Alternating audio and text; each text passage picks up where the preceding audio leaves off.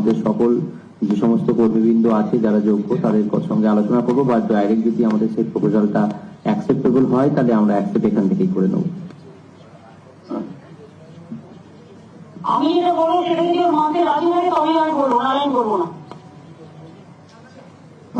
Madam এখন থেকে কি করে বলবো? আমাদের ম্যাডাম 30,000 বেতনের মধ্যে 15,000 লোন কেটে নেই। এখন কিভাবে আমরা রাজি হবো আমরা তো বুঝতে পারছি না। বাকি 15,000 ঘর ভাড়া সমস্ত কিছু নিয়ে আমরা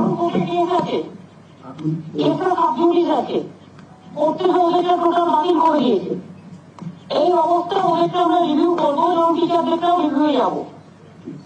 এর জন্য আমাদের হাতে 1 মাস টাইম আছে, মানে যেদিন কোর্টে জাজমেন্ট দিয়েছে তার থেকে 1 মাসের মধ্যে করতে হয়।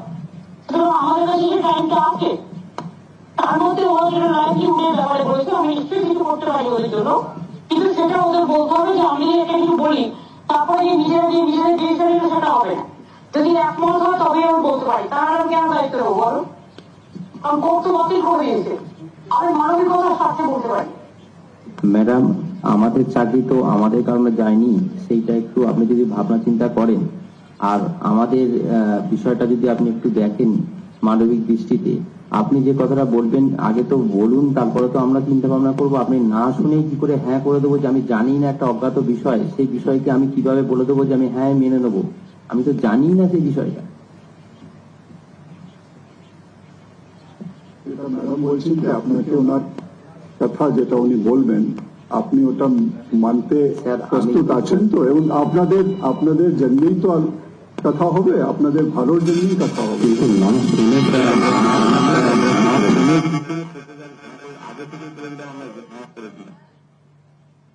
আমরা ওরা হয়তো এখন ওয়েট করুক, তাহলে যখন রিভিউ হবে, রিভিউ কোর্ট কি জাজমেন্ট দিচ্ছে তার জন্য, তাহলে ওদের ওয়েট করতে হবে।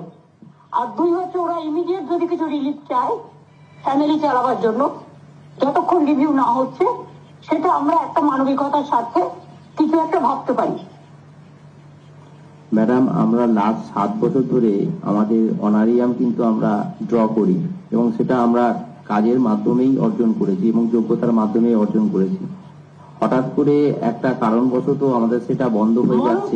আমি যেটা বলছি সেটা তুমি শুনে নাও।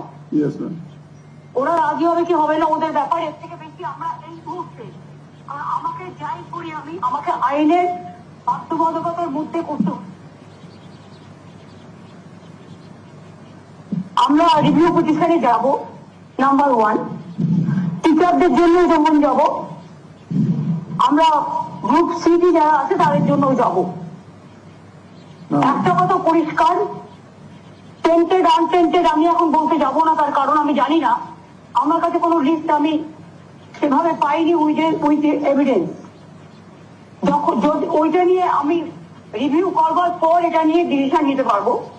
কারণ আমাদের দেখতে হবে যে টেন্টেড আনটেন্টেড নামে যেটা বলেছে, তাহলে প্রথম থেকেই বলা উচিত ছিল যে এদের বাদ দিয়ে দাও, ওদের রেখে দাও, কিন্তু সেটা তো বলেনি, সবটাকেই বাতিল করে দিয়েছে গ্রুপ সিডি। আর 2 হচ্ছে যে আমাদের দেখতে হবে যে এভিডেন্সে কি আছে। একটা দেখুন, আইনে হচ্ছে 1000 জন স্কচ ফ্রি হতে পারে, প্রিন্সিপাল অফ ল, কিন্তু একজনও ইনোসেন্ট যেন শাস্তি না পায়। এই দিকটা ভেবে আমার যেটা মনে হয় সেটা যেটা তোমরা করতে পারো, আমি এডুকেশন ডিপার্টমেন্টকে এর মধ্যে রাখবো না, কারণ যেহেতু এডুকেশন ডিপার্টমেন্টের বিরুদ্ধে কেসটা চলছে, আমি কথা দিচ্ছি যে আমাদের গভর্নমেন্ট গ্রুপ সি, গ্রুপ টি এবং টিচার সবার জন্যই রিভিউ পিটিশনে সুপ্রিম কোর্টে যাবে।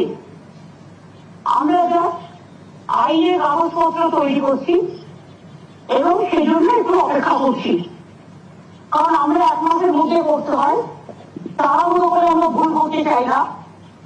কারণ আপনাদের ভবিষ্যৎ আছে, আপনাদের পরিবার আর পরিবাররা আছে, আপনারা অনেকেই লোন টোন নিয়ে বসে আছেন। ন্যাচারালি গ্রুপ সি এর একটা চাকরি পাওয়া চাকরিখানি কথা নয়, এবং গ্রুপ ডিও, তবে চাকরিতে বেকিং এর ব্যাপার আছে।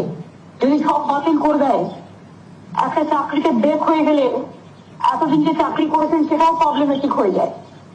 কাজে আমার মনে হয় আমাদের রিভিউ করতে করতে হয়তো আগামী মাসের প্রথম সপ্তাহ হয়ে যেতে পারে।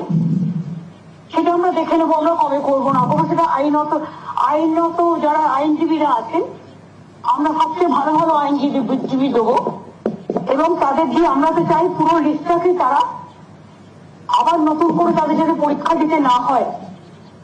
যদি কোর্ট মানবিকতার সাথে বিচার করে এতদিন ধরে তারা চাকরি করছেন, চাকরিটা সবার বজায় থাকে, এটা আমরা নিশ্চয়ই চাই। সেই জন্য আমরা একটা চেষ্টা করব। কাজে এখন আমি সেই জন্য আইনের দিকে সম্মান দিয়ে আইন মেনে, আমার মনে হয় ওরা আমার একটা চিঠি আমি এক্ষুনি পেয়েছি ওদের,